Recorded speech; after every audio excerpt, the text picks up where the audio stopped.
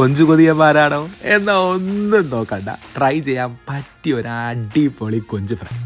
കഴുകി വൃത്തിയാക്കിയെടുത്ത് നമ്മുടെ ചെമ്മീൻ, നമ്മുടെ കൊഞ്ച്, ഉപ്പ്, മഞ്ഞൾ, കുരുമുളക്, അതുപോലെ നല്ല എരിവിനും നിറത്തിനുള്ള മുളക് പൊടി, ചതച്ചെടുത്ത ഇഞ്ചി, വെളുത്തുള്ളി, പെരിഞ്ചീരകം ചതച്ചെടുത്തത്, ഇത്രയും അങ്ങോട്ട് ചേർത്ത് തിരുമി യോജിപ്പിച്ച് ഒരു 10 മിനിറ്റ് അങ്ങോട്ട് മാറ്റി വയ്ക്കാം.